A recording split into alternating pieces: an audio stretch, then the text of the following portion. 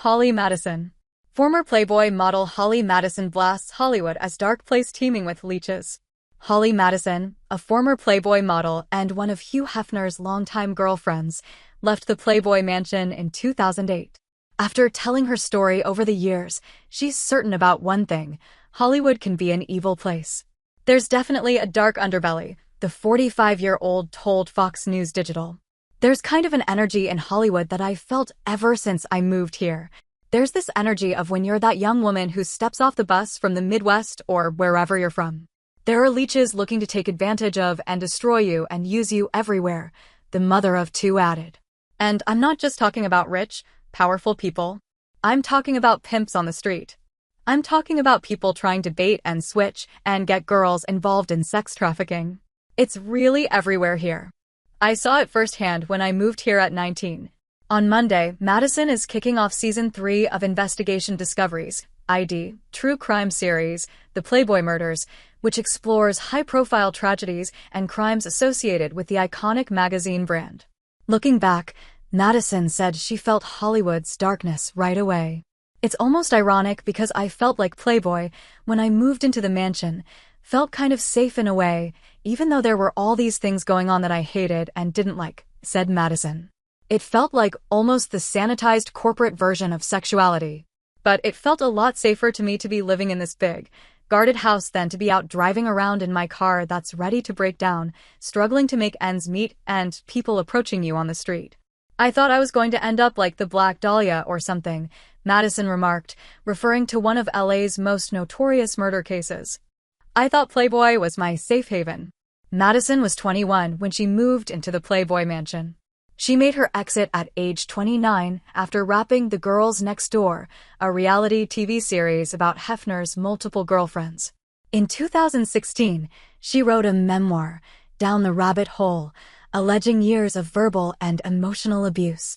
Looking back at her experience, Madison would advise any hopeful model making her way to Hollywood for a big break to keep your circle of friends close.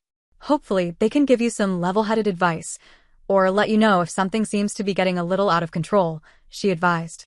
And do your research. Dive in on the downsides of every different industry. I remember being 18 and 19 and thinking I was such a badass, and that I could just take on the world, and that I could have sex like a man and have no emotional attachment, she reflected. But it's really not like that. Doing things like that carries a lot of emotional weight. I think looking into people's stories who are honest about all the sides of the industry is a really good thing to do. And look at some of the cautionary tales before you just dive in. Madison never crossed paths with Kimberly Fattorini, a Playboy casting associate and part-time model. Fattorini's 2017 death is the subject of the season's first episode. The story came to my attention because several of her friends were messaging me on Instagram after Season 2 of The Playboy Murders aired, and they're like, "Can you please cover Kimmy's story?" said Madison. Everything about her story just looks so familiar to me. It was really scary to me because I feel like I've been in many situations where you're just out with friends, and there are guys who don't have people's best interests in mind. According to the episode, Fattorini died from ingesting a lethal cocktail of alcohol, cocaine, and the date rape drug gamma-hydroxybutyrate, or GHB. She was 30 years old.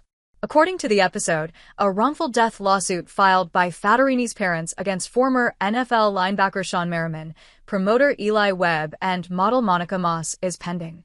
It noted that Merriman, Webb, and Moss declined to discuss Fattorini's death for the series. They've previously denied accusations that were connected to Fattorini's death. It was determined there wasn't enough evidence for a criminal trial, but there are text messages that seem to indicate she knew somebody had drugged her drink, said Madison. It seemed like there was a lot of negligence and people around her who should have helped her and didn't. It's just a really scary feeling to look at a case like this and feel like this could have been me or one of my friends when we were out partying and just having fun, being normal young people, she said. I hope her family can get some answers and closure on that. When asked if Playboy should have stepped in at the time and pushed for answers, Madison admitted it was complicated. Playboy was such a huge company with so many people working for it, she explained. That's why we've been able to find 3